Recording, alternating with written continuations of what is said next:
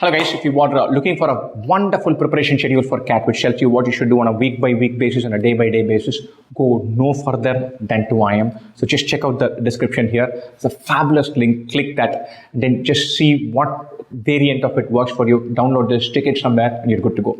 Best wishes. How do you pick yourself up for preparing for CAT 2022 if CAT 2021 did not go to plan? And this is a question faced by a giant majority of students, especially those who come close but no cigar. That is, you've done well, but not anywhere close to well enough. And there's huge numbers of people there. And there are a bunch of tactics, bunch of things to keep in mind.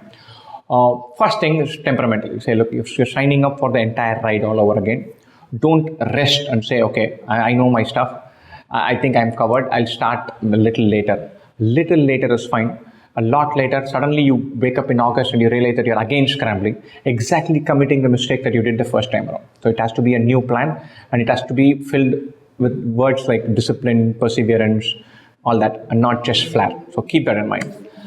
In terms of what are the branches that are there, and there are two clear types of candidates. Ones who missed out because one section tanked, ones who missed out because all three sections, or by and large, everything was about 10-15% below what they wanted it to be. And the two types of candidates. So if you're saying, look, one section tank, your preparation plan is super easy. If quant let you down, dive down into quant, forget about everything else. Jan, Feb, March, April, go and crack quant. And in quant, if you think like, look, I'm comfortable with arithmetic, but algebra and geometry drive me nuts, then forget about arithmetic, dive down into algebra and geometry, make that weakness into your strength. And then relaunch yourself after taking that weakness and demolishing it. So if you have one section weakness, anchor a big part of your preparation plan around that one. But from first principles, from basics, don't bypass that. Keep that in mind. If you've been kind of mixed, you have a certain balance across sections, no one section is screaming out for attention, then you need to have a different plan. If your percentile this year was below 80, then I must tell you that you must prepare like someone who's not had any experience. You're not tweaking your preparation. You're not saying, I'm going to make a few adjustments. You're going to say, I'm going to start from scratch and build everything up. If you want to get, say, 97, 98 percentile and you're at 80th percentile, then you'll have to more than double your score. So it's not a few tweaks here and there. It's an overhaul. The earlier you accept that and say, okay, I thought I knew my stuff and I've learned all the fundas, but I'm not game ready yet. I'm not ready for this exam. I know my percentages better than I did. I know how to approach puzzles. But in a 40-minute chunk, somehow getting 7 questions right, I'm not clued in for that.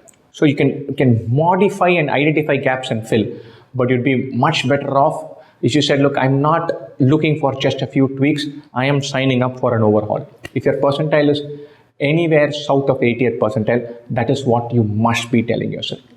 Sometimes the 80th percentile seems like it's very close to 95, only 15 more from 80th percentile, but that's the percentile.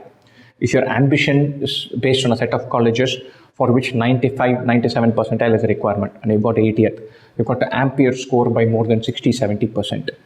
That is not a few tweaks. A few tweaks take you up 15, 20%. And so keep that in mind. If you're in the part where you say, look, I've got 94, but I really need 97, then you probably have your fundas, you've probably done your drill, you've probably done a bunch of mocks. Then pick and choose gap areas, fill them aggressively, start taking mocks from much sooner, take other exams, keep XAT and probably NMAT and SNAP clearly as part of the focus. Think about GMAT. So you need, your fundas are in place, you need to, one, fill some gaps, then cast your net wider, and then attack and relaunch yourself for this exam. So depending on where you are currently, which strand you're in, your strategy will vary a little bit. All this is for the preparation plan. What do I do to my emotional part, where this mindset, where I've gone through a journey, I've been put through the ringer, I've taken 15 marks, it has gone up and down, and I turned up, and then I knew the day that it had not gone to plan, and then when the results came, they reinforced that I'm going to miss out. Probably for some, it is missing out again. Right? So pick yourself up. It's not the end of the world. There are enough elements in this exam that stump everybody. One thing CAT is repeatedly telling all of us is that, hey, I'm setting the bar high, and you've got to get used to volatility and uncertainty as well.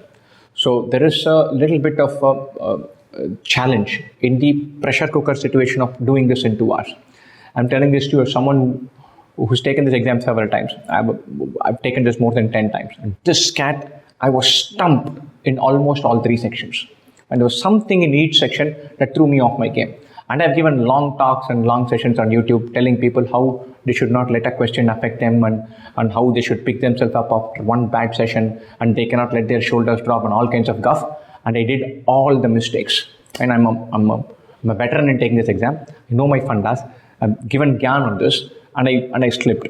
And in all 3 sections. Right? So it is a challenge. And so you have spent a certain amount of emotional investment in putting yourself through the process. It is going to be tough to pick yourself up. So it helps, especially if you have done a hard grind, to switch off this for a couple of months and say, look, I'm not going to jump back in on Jan 3, Jan 4, Jan 5.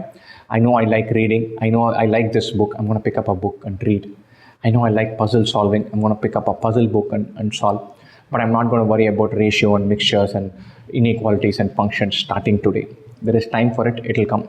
Switch off from the templatized, ultra rigorous daily plan schedule for at least a couple of months, so that your mind gets time to digest these decisions, and then prepare yourself more tangentially. Read and enjoy, solve and enjoy, pick up a sport, start running, improve your fitness, change your daily, everyday mindset. Do all that for a couple of months. I'm telling you that if you've done one round and starting in March 1, you'll still have all the energy you want, all the time you want to maximize, go all out and have another launch at it. But we all need to not get drained. If you're running the threat of getting drained, then switch off from this. Read away to glory. Solve puzzles, learn some new ideas, but don't be on the cat bandwagon all the time. That can be draining. If you burn out in September, that's criminal. So probably better off to do it sooner. And so prepare with a smile on your face. I can guarantee that if you're doing well, that smile will come back. This feeling of frustration about, hey, I threw so much into it, but it didn't pan out the way I wanted. The world is stacked against me, will go away. It does soon enough. Once you invest in some other idea and then start this off. Best wishes for you.